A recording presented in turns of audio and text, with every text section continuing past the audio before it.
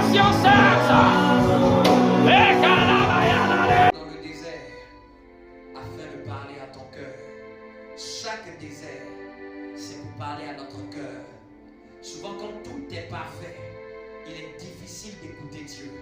Souvent quand tout bouge chez nous, quand il y a une forme de stabilité à tout niveau, on ne sent pas de combat, on ne sent pas d'attaque, tout paraît parfait. Souvent c'est à cette période que les hommes ont du mal à écouter Dieu. Et souvent si tu n'as pas appris à écouter Dieu dans le confort, Dieu va te faire entendre sa voix dans l'inconfort.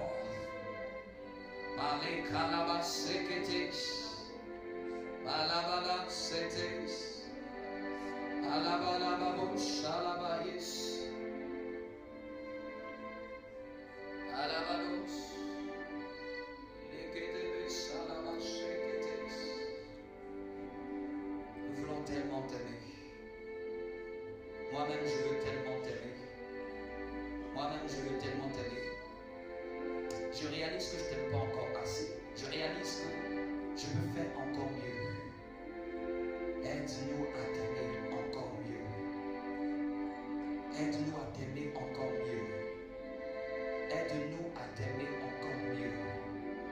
Nous pouvons mieux faire. Nous pouvons mieux faire. Que tu prennes plaisir à notre vie. Que lorsque tu nous regardes, que tu dises jamais homme n'a été comme lui, jamais femme n'a été comme elle. Que quand tu regardes notre vie du haut des cieux, que tu puisses prendre plaisir et que tu puisses être dans la joie en voyant la qualité de notre marche. Saint-Esprit, parle à nos cœurs, circoncis nos cœurs, enlève le voile qui avait fermé notre sensibilité à toi. À force d'écouter les messages, souvent nous sommes devenus insensibles à ta présence. Enlève ce qui doit être enlevé de notre cœur. Enlève l'insensibilité à ta présence. Enlève l'insensibilité à ta présence. Et donne-nous une plus grande sensibilité de ta présence. Merci Jésus. Prends place, toujours dans cette atmosphère.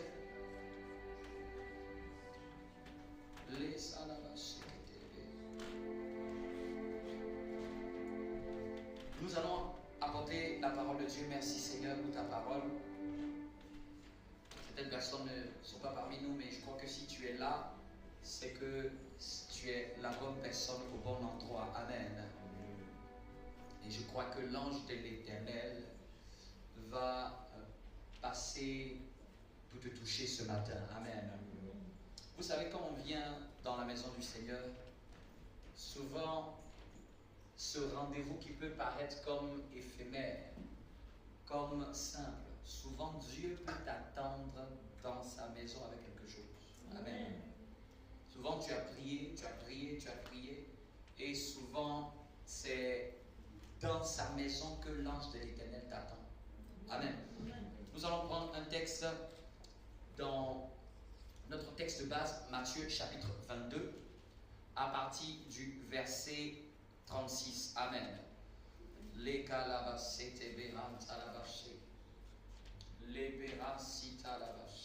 Donc je salue la présence de tous, bienvenue. Amen. Je salue la merveilleuse présence que tu es. La présence que tu es. Amen. La merveilleuse présence. Mettez-moi Yeshua, mais pas ça. Amen. Nous allons mettre Matthieu chapitre 22, verset. Qui se rappelle de notre verset? C'est le verset 36. Amen. Est-ce qu'on peut lire la parole de Dieu? Je lis la parole de Dieu. Il dit, Maître, quel est le plus grand commandement de la loi? Donc, à un certain moment, j'entre dans le message. Pour ceux qui nous suivent pour la première fois, nous sommes à notre troisième épisode de notre série qui est appelé le premier et le plus grand commandement de Dieu. Amen. Est-ce que quelqu'un me suit? Dis avec moi, le premier et le plus grand commandement de Dieu. Donc c'est notre 3e épisode. Amen. Et souvent comme j'aime faire un peu cette blague, elle est meilleure que tous les épisodes de Netflix. Amen. Elle est excellente. Elle est pour la vie. Amen. Amen. Donc je prie que tu sois attentif à chaque parole qui va être donnée. Et je prie que le Saint-Esprit te parle pendant que je parle. Amen. Parce que pendant que nous prêchons, le Saint-Esprit te parle. Et comment tu vas savoir que le Saint-Esprit te parle? Il pourra avoir un mot, une phrase, une tournure de ce que je vais dire. Tu vas avoir l'impression que le doigt de Dieu vient avec cette parole vers toi. Amen. Bien aimé, il est temps que les enfants de Dieu soient éveillés en esprit. Mais on va vous aider à pouvoir travailler ces sensibilités spirituelles. Amen. On va avoir une série plus tard où on va enseigner comment travailler son écoute de Dieu. Amen. Parce que j'estime que le plus grand mal qu'un chrétien peut avoir, bien qu'il soit chrétien, c'est de ne pas apprendre à écouter Dieu, comment Dieu lui parle.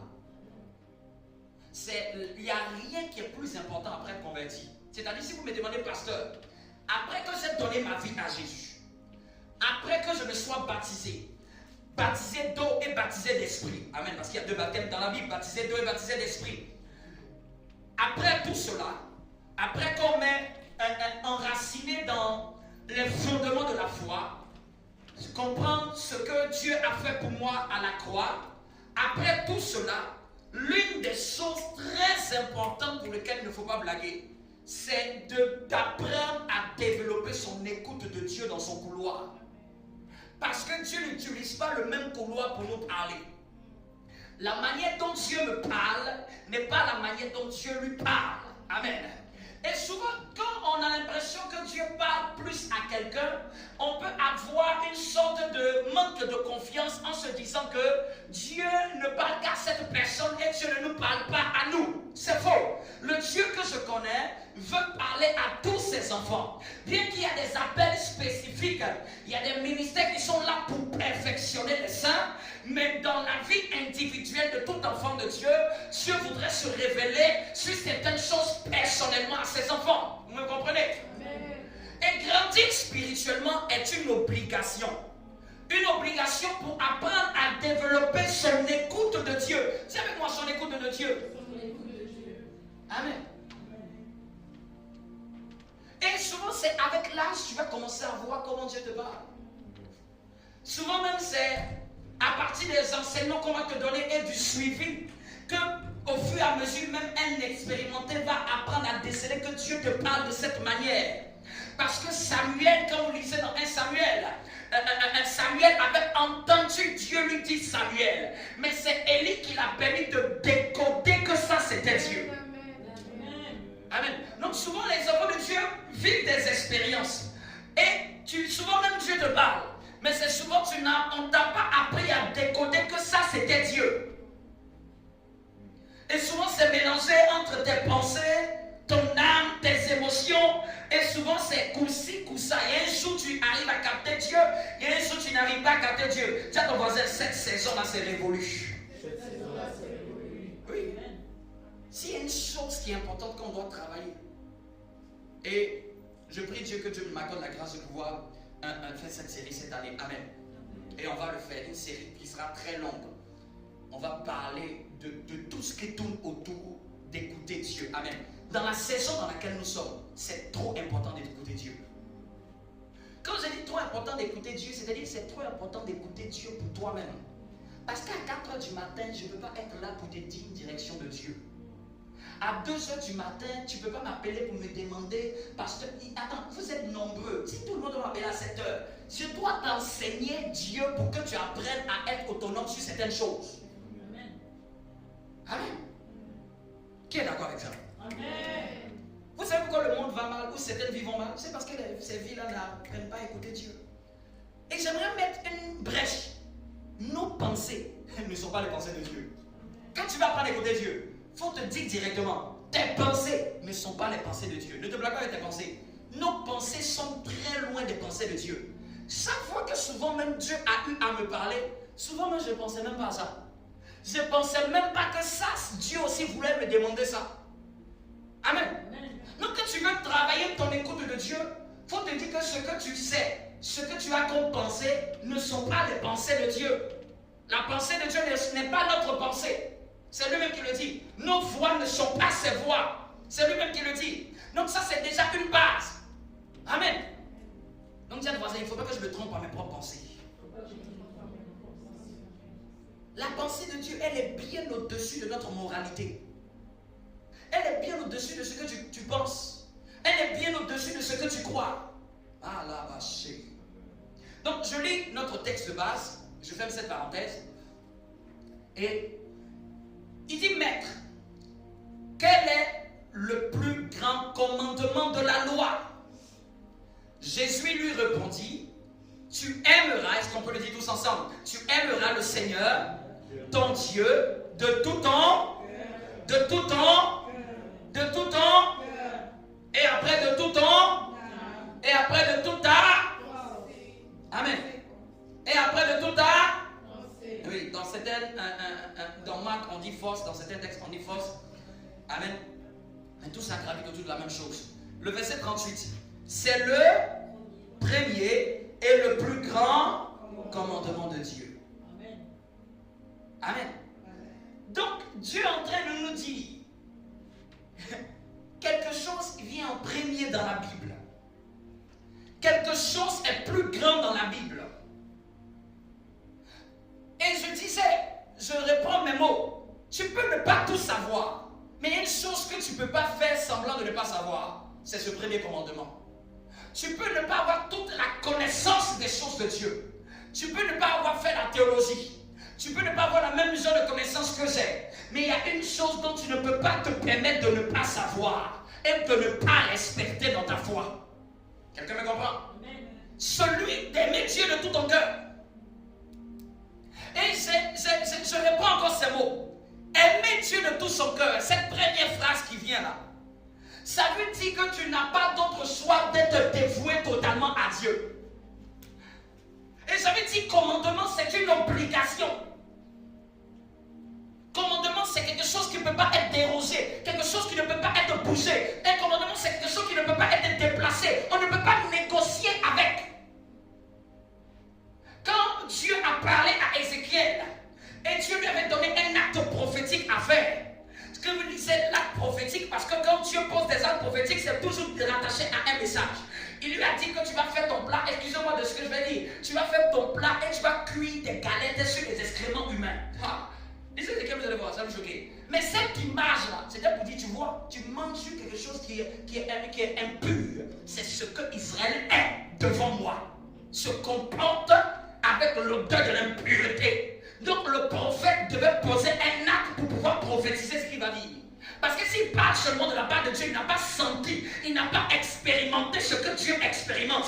Il va parler de la bouche, mais son cœur n'aura pas vécu ce que Dieu a vécu. Amen. C'est pour ça que ne me prenez pas les prophètes. La plupart de leurs messages dans leur bouche souvent sont posés par des actes. Amen. Quelqu'un me comprend? Un message peut venir de plusieurs manières. Jésus peut te prêcher un message, mais il peut te donner une parabole. Donc souvent, quand Dieu veut faire quelque chose, il peut prendre un élément naturel, une circonstance, pour te véhiculer le message qu'il veut te véhiculer. Pas des 10 vierges. Je n'ai pas obligé de parler de ça, mais pourquoi il prend l'exemple de 10 vierges? C'est une métaphore. Dieu le Dieu des métaphores. Dieu le Dieu des symboles. Dieu le Dieu des histoires. Donc là, après, on a vu dans ce texte, Ézéchiel a négocié. Ah Seigneur, Dieu lui a changé ce qu'il devait faire. Mais commandement, ça ne se négocie pas. Il y a des choses qu'on peut négocier avec Dieu. Tu peux essayer de dire, Seigneur, ne permets-tu pas? Essaye de. Il peut revoir certaines choses. D'ailleurs, même on voit la prophétie d'Ésaïe contre le roi Ézéchias. Il était venu prophétiser que Ézéchias allait bientôt mourir. Mais la Bible dit que Ézéchias s'est levé et a prié l'Éternel. Le même Dieu qui a donné la prophétie que Ézéchias allait mourir. Le même Dieu a utilisé le même prophète pour ajouter 15 années à la vie d'Ézéchias par une prière. Amen. Quelqu'un me comprend? Il y a certaines choses qui sont modifiables par la prière. Mais quand on parle de commandement, ça ne peut pas être modifié. On ne peut pas dealer avec. On ne peut pas essayer de faire outre de ça. C'est une obligation. C'est un chemin qu'on ne peut pas trahir. C'est soit tu respectes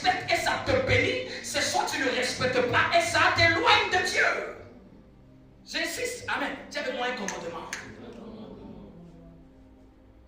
Amen. Pour ceux qui n'étaient pas là, je dis un commandement. C'est un ordre. C'est une ordonnance. C'est une commande. Amen. Amen. Et j'avance. Aimer Dieu de tout son cœur, c'est l'aimer totalement. C'est l'aimer entièrement. En tout temps, je vais vous donner un exemple. Aimer Dieu de tout son cœur, c'est souvent même être prêt à sacrifier même sa vie pour Dieu. Quand je dis sacrifier même certains désirs, certains choix pour Dieu. Quand tu aimes quelqu'un de tout ton cœur, cette personne passe en premier avant tout dans ta vie. Oui.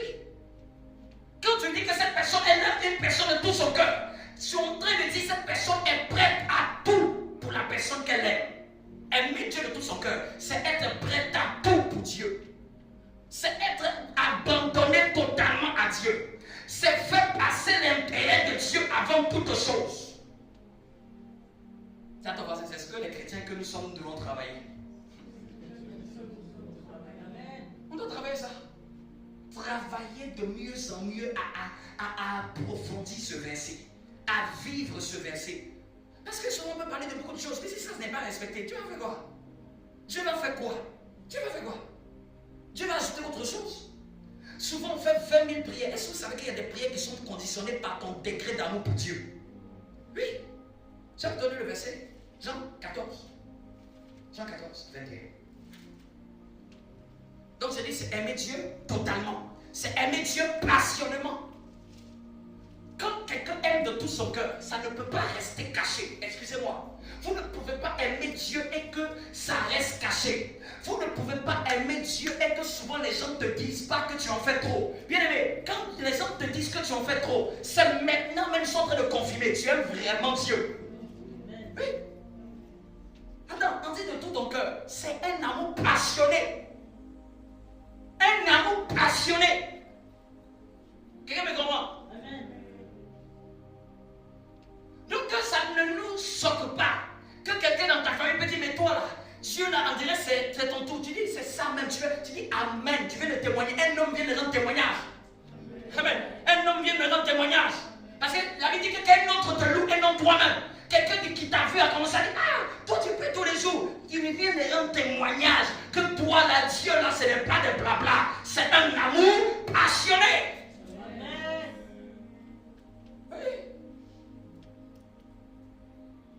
Quand tu aimes quelque chose, tu vis de ça. Quand tu aimes quelque chose, ta vie gravite autour de ça. Quelqu'un me comprend?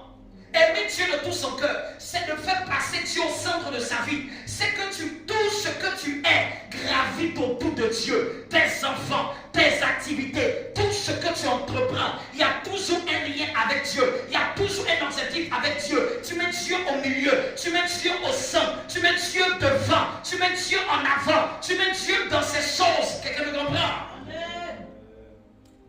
C'est ça aimer Dieu de tout son cœur. Parce qu'on ne peut pas dire qu'on aime quelqu'un de tout notre cœur et puis ça ne se voit pas. Ça ne peut pas rester caché. Ça ne peut pas rester caché. Les gens, s'ils veulent, il ne faut pas qu'ils voient aimer Dieu de tout le cœur. Mais la Bible nous a dit, voici le commandement. C'est une commande.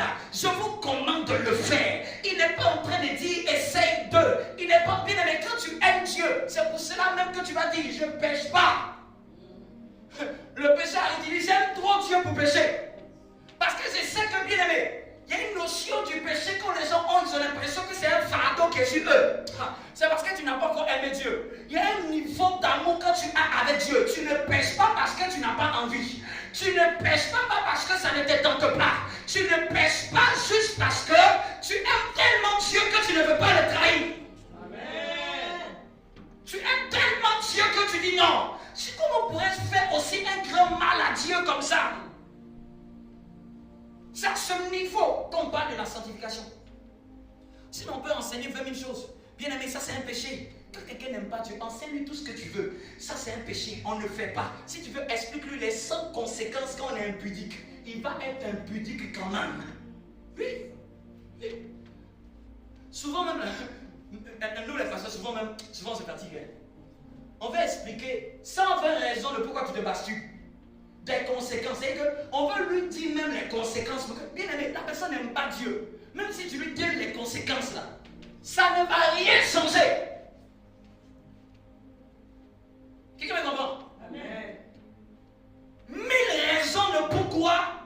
Tu ne dois pas être adultère.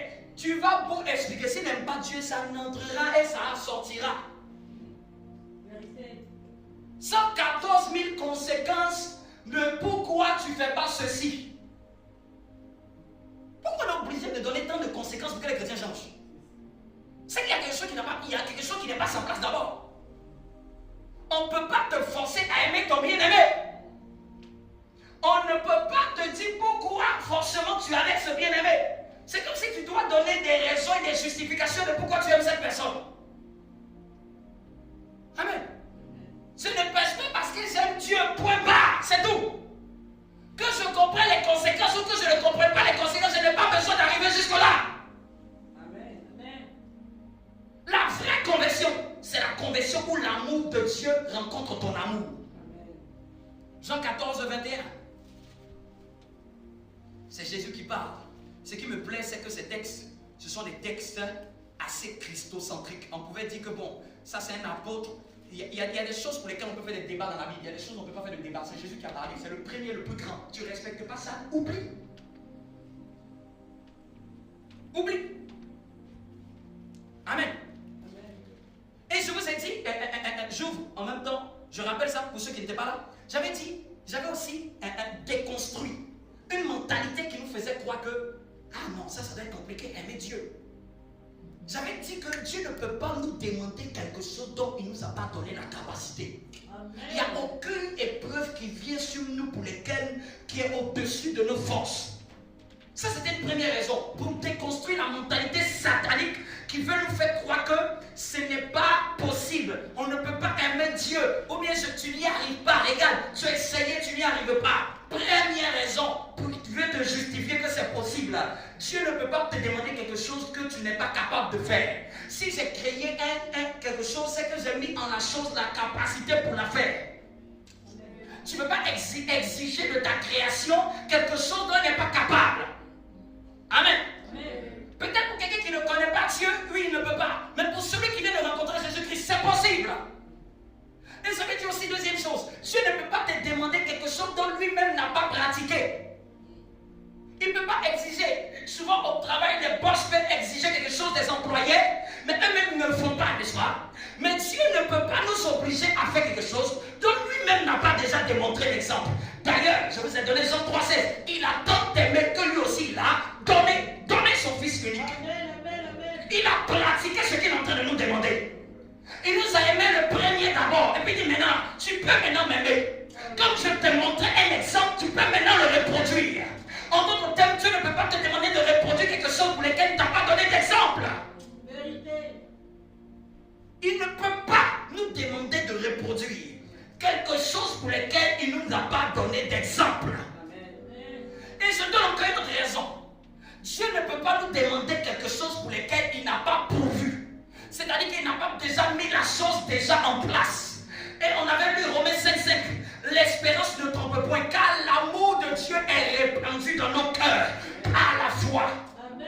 Donc quelqu'un est en train de te libérer ce matin, en train de dire, Dieu dit, je t'ai donné l'amour pour lequel tu dois me donner. Amen. Oui. Je vais rendre libre quelqu'un.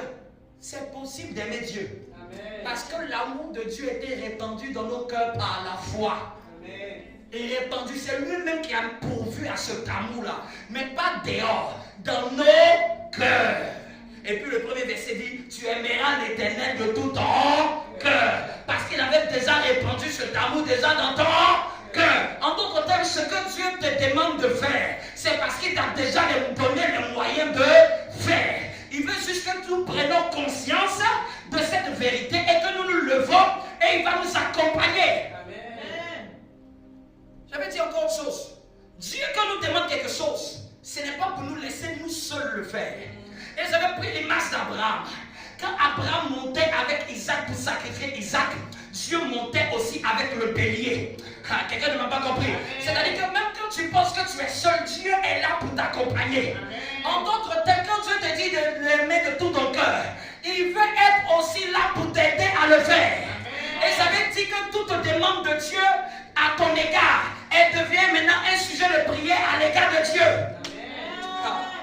Voici les vrais sujets de prière dans la Bible. Voici les vrais sujets de prière.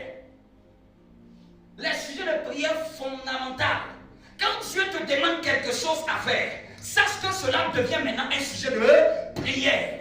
Et c'est là que tu en pries, tu dis, papa, aide-moi à terre, mais ça devient ta prière. Parce que tu veux observer ce commandement. Amen.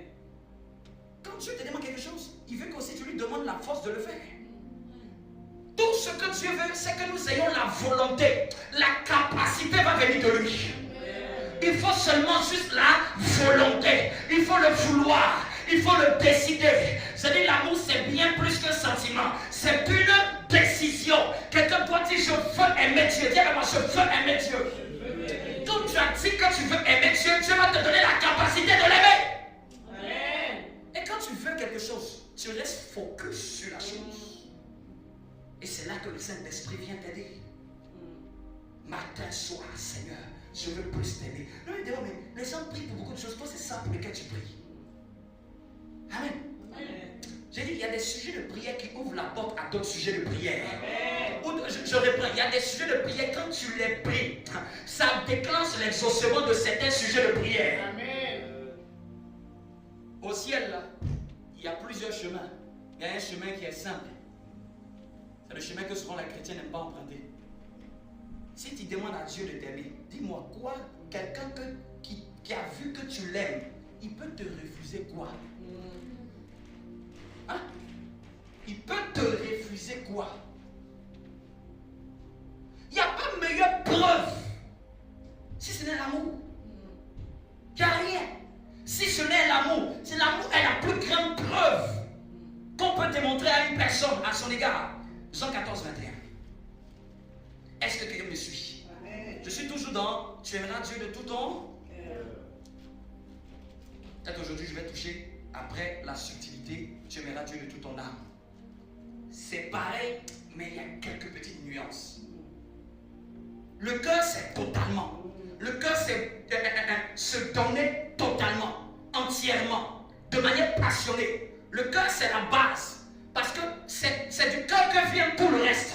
Le cœur, c'est d'abord se soumettre à lui. Le cœur, c'est ce que aussi nous allons voir dans Jean 14, 21. Est-ce que nous y sommes?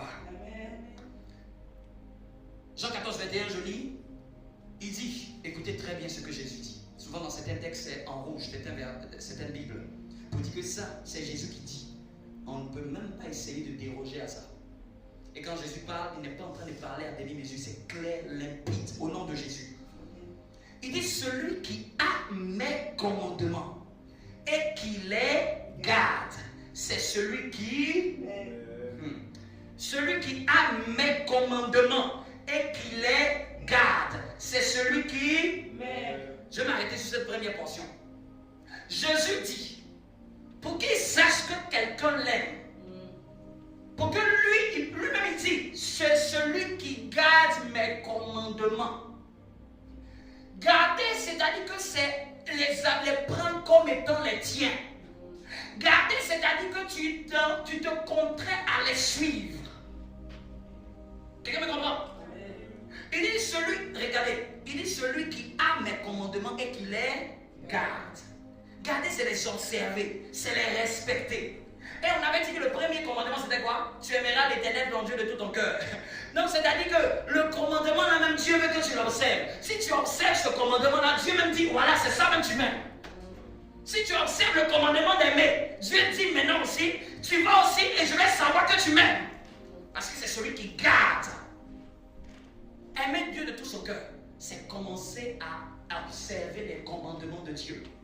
Il n'y a pas de vie chrétienne d'abord sans avoir observé et gardé les commandements de Dieu. Et on a dit que c'est le premier et le plus grand. C'est-à-dire que c'est de lui que découle tout le reste. Parce que quand tu aimes bien Dieu, tu pourras aimer ton prochain. On peut parler de l'amour du prochain. On sait pourquoi les gens n'aiment pas leur prochain. C'est parce qu'ils n'aiment pas Dieu. Oui. Tu ne peux pas aimer Dieu et ne pas aimer ton prochain. Tu ne peux pas, parce que Dieu même est déjà ton prochain. Donc si tu aimes Dieu que tu ne vois pas, c'est forcément possible que tu vas aimer celui que tu vois. Il n'y a rien de plus facile à aimer son prochain si on aime Dieu.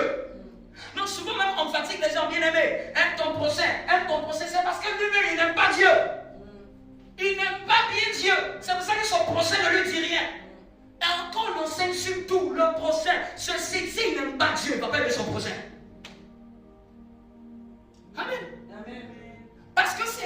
commandement, même quand vous lisez bien dans Matthieu, il dit c'est le commandement qui suit après.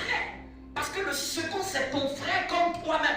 Mais Dieu a mis d'abord lui en premier. Parce qu'il faut d'abord aimer celui qui est invisible avant d'aimer celui qui est visible. Amen.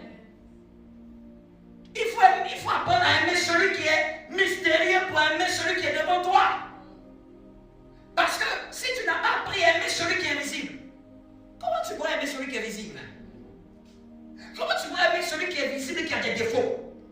Comment tu pourras aimer celui qui est visible et qui t'insulte? Comment tu pourras aimer celui qui est visible et qui t'ignore? Comment tu pourras aimer celui qui est visible et qui ne te salue pas? Parce que lui, tu le vois. On peut penser que quand c'est visible, c'est facile. Hein? Quand c'est visible, ça va te taper le cœur. Parce que tu le vois ne pas te saluer. Tu le vois te bouder. Tu le vois ne pas répondre à ton message WhatsApp. Il a vu, on coche les deux parties en bleu, il ne répond pas après un mois. C'est un être comme ça que tu veux apprendre à aimer sans Dieu. Il y a longtemps tu vas craquer. On a l'impression que quand c'est notre fils à vie là, que c'est facile. Tu peux aimer lui qui est à côté de toi, l'aimer avec ses défauts, ses insuffisances, ses maladresses, ses impuissances, ses erreurs. Tu peux l'aimer, tu le vois tous les jours. Ton cœur va s'exploser. Ton cœur va s'exploser. Il faut d'abord aimer celui qui est grand, celui qui est puissant, celui qui est simple, celui qui est humble, celui qui est amour. Pour que l'amour que tu as pour lui te donne la capacité d'aimer celui qui est en face de toi. Amen. Parce que si tu aimes celui qui est humble, tu auras l'humilité. Si tu aimes celui qui est doux, tu auras la douceur. Si tu aimes celui qui est simple, tu auras la simplicité. Si tu aimes celui qui est miséricordieux, tu seras aussi miséricordieux. Parce qu'en réalité, c'est Dieu qui pardonne tout. Hein? Moi, je n'ai jamais vu quelqu'un comme Dieu. Tu lui fais du mal, tu demandes pardon, il te pardonne. Ça, c'est un être humain. Il va être fatigué de pardonner. Amen. Amen. Vérité. Souvent, quand je prie, je dis Seigneur, moi, je n'ai jamais vu un Dieu comme ça. Tu es quel être? Dis-moi.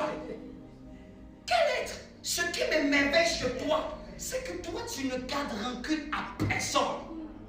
C'est-à-dire que même si quelqu'un a fait la plus grande abomination, se prosterne de tout son cœur maintenant, tu vas lui pardonner. Ça, c'est quel Dieu ça?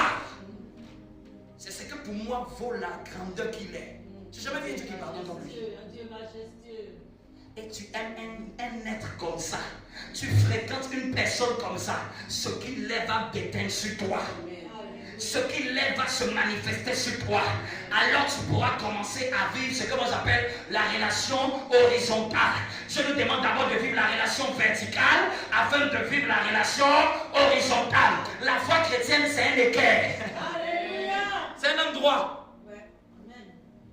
Et les gens qui ont les angles obtus, quand on était en mathématiques, angle obtus, écrit c'est bizarre, biscornu. La foi chrétienne, c'est un angle droit. Amen. Dieu aime la droiture. Donc aimer Dieu, c'est commencer à observer ses commandements. Qu'est-ce que Dieu aime? Qu'est-ce qui plaît à Dieu? Qu'est-ce qui fait la joie de Dieu? Quelles sont les recommandations de Dieu? Dans la Bible, c'est rempli de beaucoup de recommandations de Dieu. C'est ça, quand on commence à vouloir aimer de tout son cœur, c'est de les scanner et de s'efforcer à les respecter. De même chercher Dieu. Quand tu vas voir même un commandement, quand il dit soyez en paix avec tous, et c'est là que tu constates que c'est difficile. C'est là que tu commences à dire non, aimer Dieu c'est obéir à ses commandements. Tu commences à venir à genoux. Seigneur, donne-moi la grâce d'être en paix avec tous. Amen. Il te dit que ne soyez pas paresseux, ayez du zèle et non de la paresse. C'est là que dit Seigneur, moi j'ai l'impression que souvent je suis paresseux, je suis paresseuse. Aide-moi à avoir le zèle de l'évangile. Dieu dit c'est quelqu'un qui respecte et qui veut marcher selon les commandements. Amen. Dieu aime les gens qui cherchent dans les Écritures les commandements pour lesquels ils doivent s'ajuster. La vie chrétienne c'est un ajustement perpétuel. Amen. Amen. Dis avec moi, celui qui garde mes commandements. Les garder, c'est de les prendre pour soi. C'est de les mettre dans tes valeurs. C'est de les respecter. C'est de les honorer. C'est de les valoriser. c'est de les mettre dans tes mœurs, c'est de les mettre dans ton éducation, c'est de les mettre dans chaque part de ta vie. C'est-à-dire que c'est de les observer minutieusement. Bien aimé, pourquoi tu avais demandé aux Juifs que vous les retirez le matin et le soir? C'est la manière dont on garde des valeurs. On continue de les méditer, on continue de les revoir, on continue de les relire, on continue de les étudier, on continue de revenir vers certains commandements. D'ailleurs, même souvent je dis, la Bible, même en 2050, ce sera la même Bible. Souvent les gens pensent que notre Bible va venir demain. Pourquoi? Parce que quand Dieu a parlé, il reste seulement celui qui a écouté, qui écoute et qui peut garder cette parole. David dit que je sais ta parole dans mon cœur pour ne pas pécher contre toi. David dit que je contemple ta loi. Chaque matin je me lève et je médite ta parole. Amen. Tu ne peux pas vivre quelque chose que tu ne prends pas du temps à examiner. Tu ne peux pas vivre quelque chose que tu ne prends pas du temps à observer. Tu ne peux pas vivre quelque chose dont tu ne prends pas du temps à relire. Tu ne peux pas vivre quelque chose dont tu ne prends pas du temps à pouvoir observer de manière minutieuse. La Bible est là pour nous rappeler à l'ordre. La Bible est là pour nous recadrer. Je vais toucher un autre aspect. Regardez la suite du verset 14-21. Ça pour moi c'est une révélation. Quand je l'ai lu. Amen. Je la connaissais. Je connaissais ce verset. Mais il y avait toujours la deuxième partie qui m'a intrigué. Mais aujourd'hui Dieu m'a ouvert les yeux. Il dit, la seconde partie du verset 21, chapitre 14 de Jean. On lit la première mention. Celui qui a mes commandements et qui les garde, c'est celui qui m'aime. Mais écoutons la suite. La suite est la conséquence du premier. Et celui qui m'aime. C'est-à-dire, est celui qui m'aime. C'est-à-dire que quelqu'un aura validé le premier. Regardez ce qui va se passer. Observez ce que Jésus dit. Il y a quelque chose qui sera une conséquence. Il dit, celui qui m'aime sera aimé de mon Père. Sera aimé de mon Père. J'ai dit au Seigneur, mais attends, tu nous as déjà dit que tu nous as tant aimés et que tu as donné son Fils. Il m'a dit, c'est le verset 16 de Jean 3. Je n'ai pas dit toi, j'ai dit le monde. Quand j'ai dit le monde là, c'est un amour général. Et j'ai dit, Seigneur, comment tu peux me permettre de pouvoir expliquer ça? Il m'a dit d'ailleurs, est-ce que nous tous qui sommes là, nous ne nous aimons pas de l'amour du Seigneur? N'est-ce pas? N'est-ce pas? Mais écoutez ce que le Père dit. Celui qui m'aime sera aimé de mon Père. Donc il y a un second amour de Dieu que Dieu aura pour celui qui l'aime. Et le verset même dit sera aimé. Donc c'est Jésus qui a dit. Donc le sera aimé là n'est pas l'amour du départ. C'est un amour encore plus profond. C'est un amour un peu plus personnel. Vous me comprenez? L'amour du départ, le temps d'aimer le monde est un amour général. Est un amour sans distinction. Est un amour inconditionnel. Mais sera aimé là, c'est un amour conditionné. Amen. Parce que c'est conditionné par le fait que tu l'aimes. Amen. Est-ce que quelqu'un me comprend? Il dit Dieu a tant aimé le monde afin que quiconque croit en lui. Quand on a dit tant aimé le monde là, Dieu n'a pas attendu que nous fassions quelque chose. Ça c'est un amour désintéressé de Dieu. L'amour inconditionnel. Dieu n'a pas demandé de conditions pour cet amour. C'est un amour comme l'amour du Fils, du Père qui reçoit le Fils prodigue à bras ouverts. Quelqu'un me comprend? Est-ce que quelqu'un me comprend? Amen. Mais le second amour dont nous sommes en train de nous mentionner, parce que dans le verset 16 de Jean 3, on dit tant aimer c'est au passé. Amen. C'est déjà fait. C'est déjà, il a déjà pourvu à ça. Mais ici on dit sera aimé. Et cet amour est conditionné par le fait que d'abord nous l'ayons aimé. Il dit celui qui m'aime sera aimé. Donc cet amour-là n'est pas encore manifesté. C'est un amour qui est conditionné par le fait que nous aimons Dieu. Et cet amour-là, je l'appelle l'amour spécifique à toi.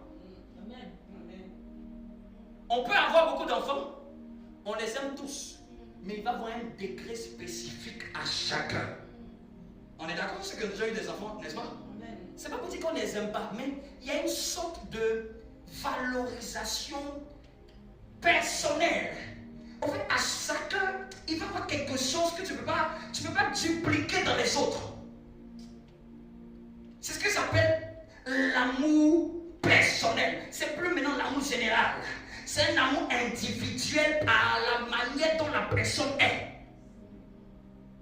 Amen. Dis avec moi, il sera aimé de mon Père. il sera aimé de mon Père. Et lui-même, Jésus même s'écrit dedans. Je l'aimerai, c'est au futur. C'est-à-dire que cet amour-là n'est pas un amour qui est déjà là. Il dit, je l'aimerai et je me ferai connaître à lui. Donc Dieu a tant aimé le monde, c'est Jésus qui est sacrifié pour nous. Mais me fait connaître à lui, là, c'est l'amour qui dépend de ceux qui, si tu aimes Dieu. Vous me comprenez? Ici, là, on ne parle pas de Jésus sacrifié. Il dit, moi et le Père, nous allons t'aimer et on va se faire connaître à toi. Bien aimé, c'est deux choses différentes. On peut tous s'aimer ici de l'amour du Seigneur, mais chacun ici n'est pas entré dans la chambre de l'autre. Parce que celui à qui tu donnes autorisation dans ta chambre, c'est celui à qui tu t'es fait connaître dans l'intimité. Ici, il s'agit d'une connaissance maintenant où Dieu va te dévoiler qui il est. Où Dieu va te dire ici, là, c'est comme ça que ça marche. Fais ça et fais ça pour que tu puisses avoir ceci ou cela. Fais ça ou fais ça. Dieu va causer des choses avec toi qui ne causent pas avec les autres. Dieu va causer des choses avec toi qui ne dit pas avec le monde. C'est l'amour qui est conditionné par le fait que nous aimons Dieu. Ce n'est pas moi qui l'interprète. Il dit celui qui m'aime sera aimé. Sera aimé. Un amour futur. Un second amour plus personnel.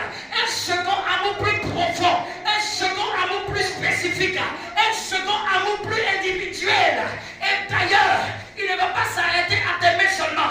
Mais il va se faire connaître à toi. Jésus va se découvrir vers toi. C'est pour ça ceux qui aiment Dieu, Dieu se révèle à eux. C'est-à-dire que tu vas entrer dans son intimité. On est tous d'accord, on s'aime tous de l'amour du Seigneur. Mais tout le monde n'a pas accès à l'intimité de tout le monde. Il y a là où tu dors, je ne sais pas.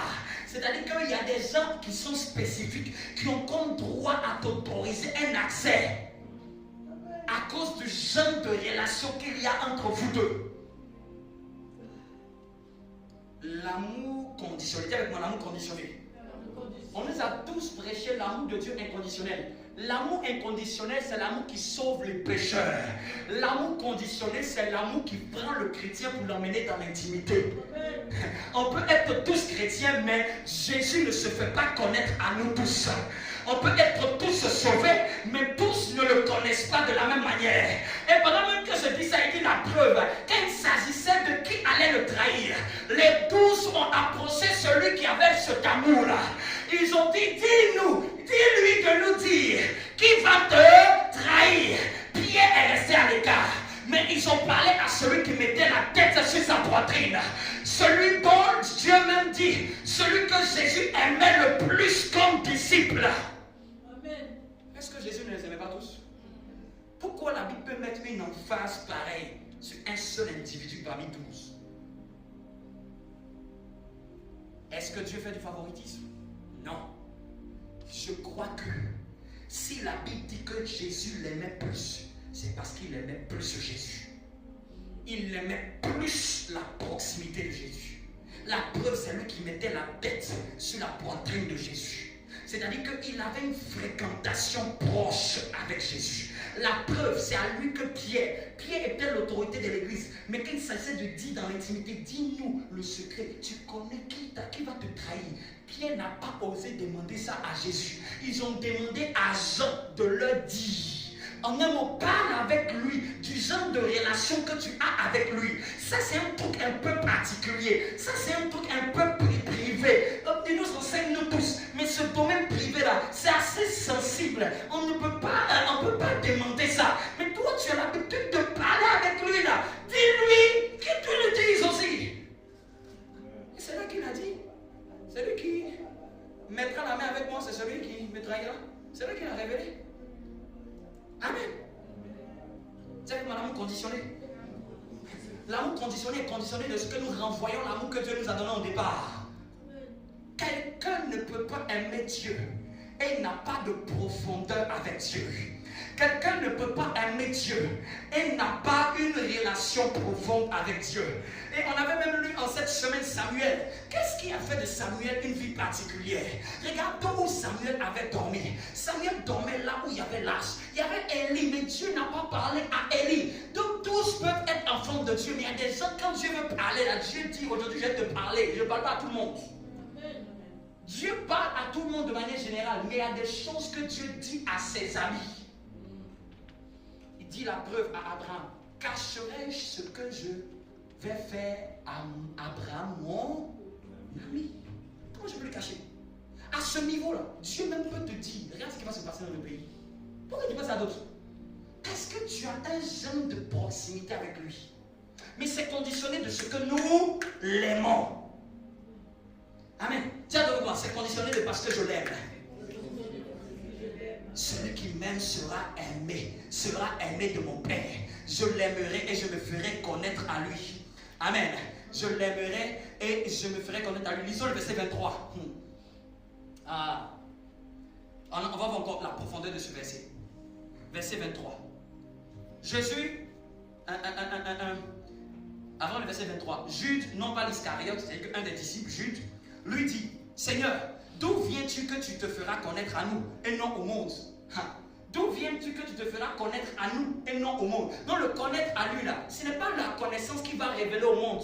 La connaissance qu'il a révélée au monde, c'est qu'il a donné Jésus-Christ, il a révélé ça à toute l'humanité. Et même d'ailleurs, on nous demande de prêcher l'évangile, on ne nous demande pas de prêcher autre chose. On nous demande de prêcher la bonne nouvelle que Jésus-Christ est mort pour nos péchés, n'est-ce pas? C'est le message que Dieu demande de prêcher. Mais quand tu entres maintenant après le message, Dieu doit t'enseigner autre chose. Amen. Quelqu'un me comprend? Il dit, d'où viens-tu que tu te feras connaître à nous? D'où est-ce que ça vient? Que tu vas te faire maintenant connaître à nous spécifiquement et non au monde. Donc il y a une connaissance que Dieu veut révéler, pas au monde, mais à ses amis, à ses intimes, à ceux qui l'aiment. Quelqu'un me comprend? Est-ce que quelqu'un me suit? Amen. Lisons verset 23. Jésus lui dit, si quelqu'un m'aime, il reprend encore, si quelqu'un m'aime et il gardera ma parole. C'est la conséquence quand on aime Dieu. On garde la parole de Dieu. Amen. C'est pour ça que toute vie chrétienne qui commence dans l'excitation, par les sensations, par les rêveries, là, ce n'est pas comme ça que Dieu veut conduire ta vie. Toute vie chrétienne commence par garder la parole de Dieu. Amen. Oui.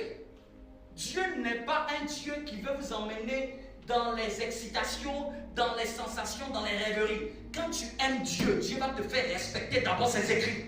Amen. Si un Dieu qui se révèle à toi et qui te dit de laisser la Bible, laisse, oh, tout ça, c'était l'Ancien Testament, ça c'était avant, ce n'est plus d'actualité, parce qu'aujourd'hui les prédicateurs aiment remettre en cause certaines vérités de l'évangile, faisant croire qu'on n'a plus besoin de faire ceci. J'ai même vu que non, l'impudicité c'est plus un péché. J'ai même vu même qu'on dit que même l'infidélité là, ce n'est pas que simplement l'adultère. Amen. J'ai dû même aller prendre ma Bible pour savoir si celui qui a écrit en grec, qu'est-ce qu'il a dit. Quand j'ai tapé infidélité, j'ai vu la notion grecque, ça veut dire pornéa. C'est de là vient le mot porno. C'est de là vient tout ce qui est dérivation sexuelle. Comment tu peux dire que non, on n'est pas obligé d'être infidèle pour se séparer? Pour deux chrétiens, les gens du monde, moi je ne sais pas. Mais deux chrétiens que Dieu avait dit. Amen. Amen. Donc, certains standards veulent être dilués. Non, la masturbation, c'est plus un péché. C'est juste une autosatisfaction. Bien-aimé, la parole de Dieu n'est pas périmée. Il y a un verset que, aujourd'hui, si on lit dans l'église, les gens vont fuir. Mais c'est dans la Bible, dans 1 Corinthiens chapitre 6. Au début de ma conversion, en 2001, on me lisait ça. Il dit ni les impudiques, ni les idolâtres, ni les fanfarons, il dit même ni les efféminés n'iront au royaume des cieux. La Bible, même si elle est dure, on se soumet à elle. C'est ce qui fait qu'elle est au-delà de notre mentalité. Dieu n'a pas de problème avec le pécheur, mais c'est le péché qui ne pourra jamais cautionner. Dieu, ce qu'il veut, c'est la repentance du pécheur. Mais tu ne peux pas dire, Seigneur, il faut valider ce péché-là. Valide-le, accepte-le. Il faut essayer de revoir en 2023 quand même. On peut aller dans la technologie, on peut aller dans la modernité. La parole de Dieu restera la parole de Dieu. Amen. C'est pour ça qu'il dit que celui qui m'aime, c'est celui qui garde ma parole. Vous avez déjà entendu que c'est celui qui prie. Beaucoup de gens prient mais ne gardent pas la parole de Dieu. Oui. Tu fais un programme, tout le monde peut venir. Tout le monde prie. Mais ce n'est pas tout le monde qui garde la parole de Dieu. Ceux qui gardent la parole de Dieu, c'est ceux maintenant qui sont assidus dans les enseignements. C'est ceux qu'on bâtit. Sinon tu fais n'importe quel programme, tout le monde viendra. Tout le monde aime prier. Est-ce qu'il a dit celui qui m'aime, c'est celui qui prie d'abord? Est-ce qu'il a dit celui qui m'aime, c'est celui qui jeûne d'abord? Même le ramadan va commencer, les hommes vont se lever. Amen. Celui qui m'aime, c'est celui qui garde ma parole. Tu veux commencer à travailler ta foi, tu ne sais pas par quoi commencer, commence à observer avec minutieusement la parole de Dieu. Amen. Tu commences à te conformer à elle. Il est écrit, tu sanctifieras le jour du Seigneur. Tu commences à te conformer à ça. Il est dit, pardonne. Tu commences à te conformer à ça. Mais un jour, Dieu va commencer à se faire révéler à toi. Amen. Aujourd'hui, les gens veulent les expériences sans respecter la parole de Dieu. Les gens veulent les prophéties sans respecter la parole de Dieu. Les gens veulent les miracles sans respecter la parole de Dieu. Les gens veulent l'élévation. Les gens cessent même des distributeurs de mains. Un pasteur n'est pas un distributeur de mains. Il n'est pas un distributeur d'imposition des mains. Bien-aimé, si Dieu ne veut pas t'agréer, même si je te pose ma main et je dis tu es béni, si Dieu dit au ciel je ne bénis pas, je ne bénis pas. Un homme de Dieu ne peut pas bénir au-delà de ce que Dieu ne veut pas. Amen. Amen. Amen. Les gens ne veulent plus garder la parole de Dieu. Les gens veulent voir les anges sans garder la parole de Dieu. Les gens veulent que Dieu ouvre les yeux sans garder la parole de Dieu. Les gens veulent que Dieu les élève, les emmène dans les hauteurs. Les gens veulent que Dieu bénisse le mariage, Dieu bénisse les enfants. Mais excusez, celui à qui vous demandez là, c'est une personne. Il a des sentiments aussi. Il a des sentiments, il n'est pas bête. Pourquoi Dieu semble tarder dans certaines vies et pas dans d'autres? Pourquoi Dieu semble tarder dans certaines vies et pas dans d'autres? Pourquoi Dieu semble être invisible dans certaines vies et visible dans d'autres? Pourquoi on a l'impression que Dieu est avec telle personne et Dieu n'est pas, on n'est pas palpable dans la vie de telle personne? Dieu, c'est pas une chose. Dieu, c'est pas un guichet. Dieu, c'est pas un distributeur. Dieu, ce n'est pas un magasin. Dieu, au-delà de tout ce qu'il a, il est d'abord, il est éternel. Il est avant d'avoir. Et notre relation avec lui ne doit pas être basée sur son avoir. Sinon, c'est une relation hypocrite. Souvent, Dieu sait même que nous venons au début pour ce qu'il a. Mais c'est aux enseignements de changer cette facette-là. Quelqu'un peut venir à l'église à cause de la guérison, mais il ne doit pas rester à l'église à cause de la guérison. Parce que d'ailleurs, le jour que Dieu le guérit, il n'a plus le droit de rester. Hein? C'est pour ça qu'il y a certains gens même qui ont quitté même des assemblées, qui ont quitté qui sont déconnectés de l'église. Parce qu'ils étaient venus pour ce qu'ils voulaient. Dès lors qu'ils ont eu ce qu'ils voulaient, l'envie d'être à l'église ne leur a plus donné la force. Parce qu'ils n'étaient pas venus au départ pour Dieu. C'est pour ça que même nous, en tant que pasteur, même si Dieu passe par nous pour faire certains signes, des prodiges et des miracles, après je dois te dire, tu sais, il faut aimer celui qui t'a donné ça. Si Dieu t'a donné le mariage, pardon, aime celui qui t'a donné le mariage. Parce que demain, il y a d'autres défis. Il n'y a pas que ça aujourd'hui. Tes enfants doivent grandir, ils doivent avoir 20 ans, 30 ans, 40 ans. Dieu, c'est la seule personne qui te dit, on ne peut pas blaguer. On peut blaguer un homme. Dieu, il est très patient. Tu peux l'avoir blagué aujourd'hui, il peut t'attraper dans 50 ans. Parce qu'un enfant que tu peux t'entendre lui demander là, demain il va aller à l'école, non? Demain il va se trouver avec des camarades. Demain il va se trouver avec des amis. Demain il va avoir des connaissances. Demain lui aussi il va vouloir se marier. Donc si tu as blagué Dieu avant, Dieu t'attend devant pour lui. Amen. Amen. Cette parole peut être dure, mais comprenez que souvent, Dieu n'aime pas les relations fausses. Dieu est bon, mais on ne peut pas blaguer ou s'amuser avec Dieu. Quand je dis s'amuser avec Dieu, au point où on croit qu'en fait, il ne voit pas. Au point où on croit que Dieu ne comprend pas. Souvent même Dieu connaît nos intentions. Il y a des personnes qu'on ne peut pas blaguer. Celui qui m'aime, c'est celui qui garde ma parole. Pourquoi la vie chrétienne des gens ne peuvent pas commencer avec ça? Je vous dis, si quelqu'un ne marche pas d'abord en gardant la parole de Dieu, même si tu rêves et ça s'accomplit, j'ai commencé à douter de ton appel. Parce que si tu rêves et ça s'accomplit, je m'en fous. Si tu ne respectes pas la parole de Dieu, je ne cherche pas à te donner valeur à tout ce que tu fais. Et assurez-vous quelqu'un d'abord garde la parole de Dieu. Vous voulez savoir le critère de quelqu'un qui aime Dieu? Regardez dans sa vie, pas ce qu'il dit de sa bouche. Regardez sa vie, vivez avec la personne et regardez, est-ce qu'elle garde la parole de Dieu? Est-ce qu'elle n'est pas prête à se compromettre? Est-ce qu'elle n'est pas prête à tordre le sens des Écritures? Amen. Amen.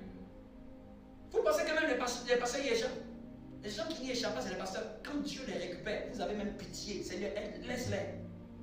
Les pasteurs, ceux qui jouent avec la parole de Dieu, les pasteurs, quand Dieu va récupérer un domaine de leur vie, ils vont regretter tout ce qu'ils ont fait.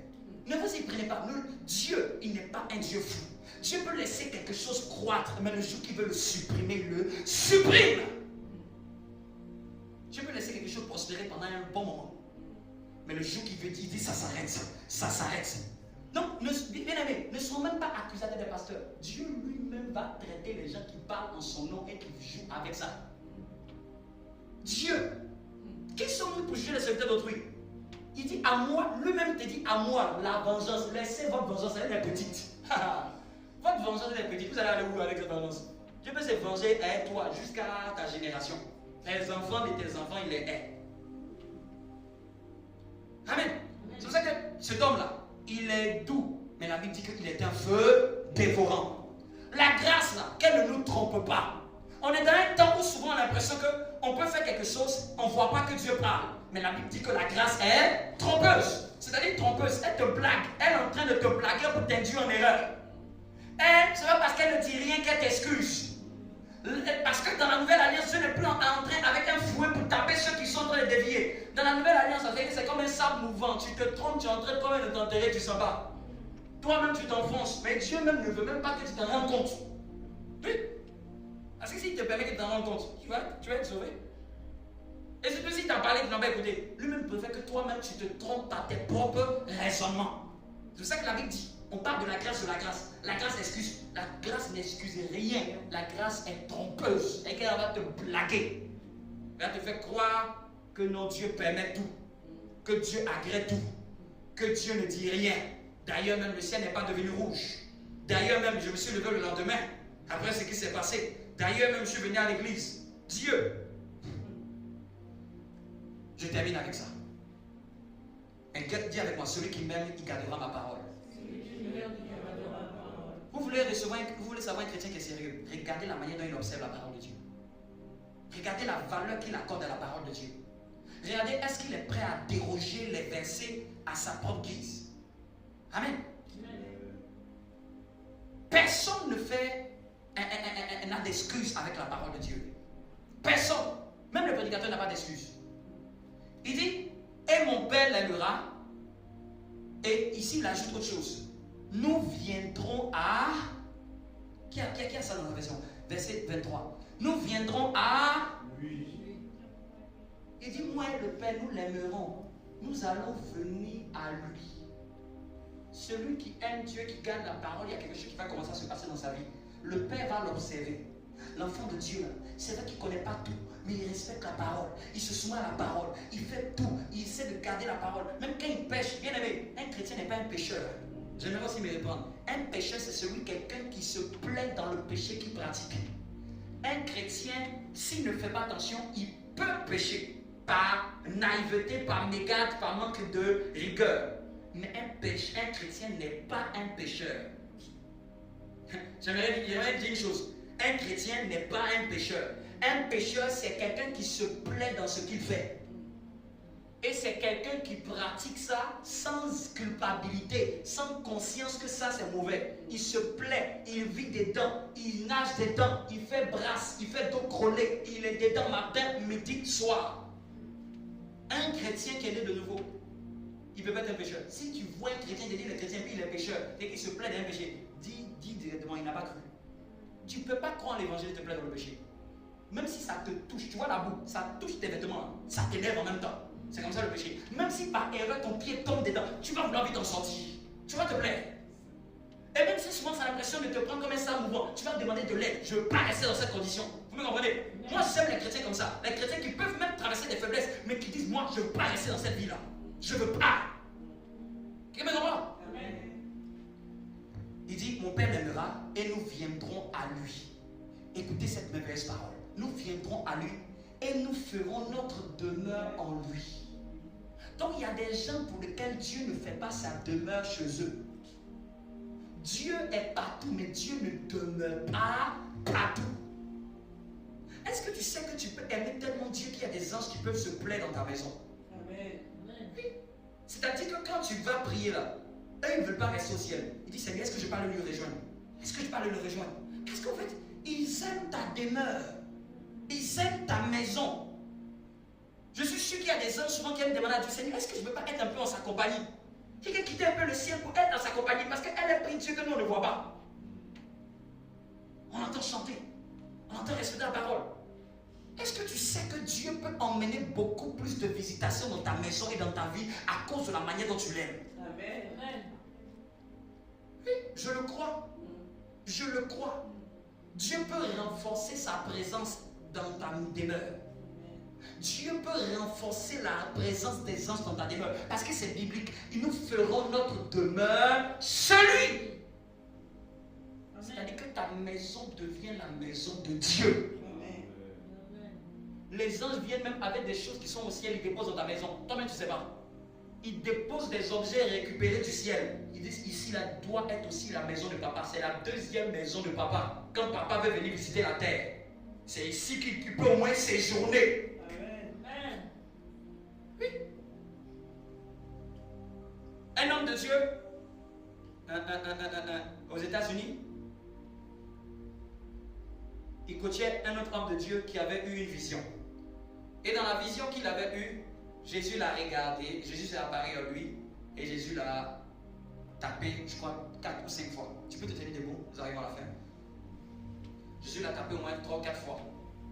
Et il a demandé à Jésus, pourquoi tu m'as tapé sur l'épaule 3 ou 4 fois? Vous savez ce que Jésus lui a dit? Je ne vais pas t'expliquer, mon ami va t'expliquer. Mon ami qui s'appelle tel, que tu connais, va t'expliquer. Donc le lendemain matin, il parlait avec lui au téléphone. Il faisait genre, j'ai pas envie de lui dire ce qui m'est arrivé. Et son mentor lui disait, Jésus t'a apparu cette nuit, non, n'est-ce pas? Il dit, mais comment tu sais ça? Il dit, Jésus ne peut pas venir sur la terre, je ne sais pas. Bien aimé, c'est fort, hein? Quelqu'un te dit que Jésus ne peut pas venir sur la terre, visiter quelqu'un qu'il connaît et dont lui ne sait pas.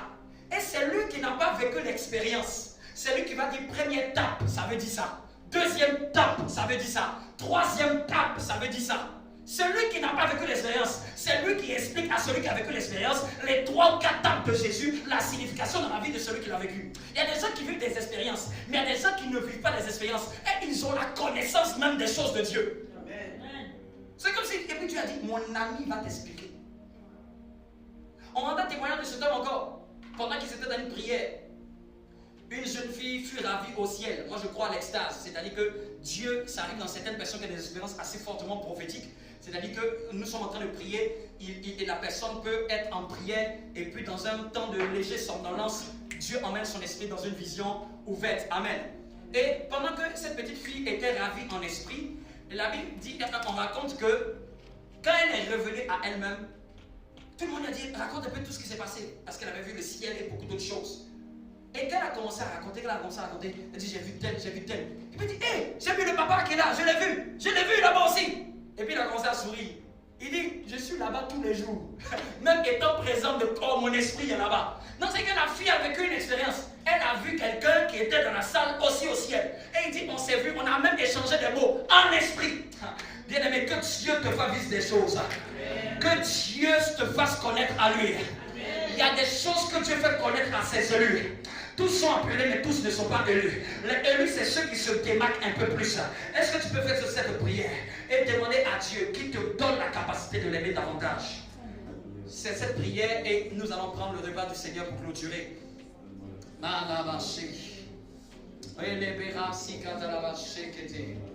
Oh Saint-Esprit de Dieu, demande au Seigneur de te donner la capacité de l'aimer davantage.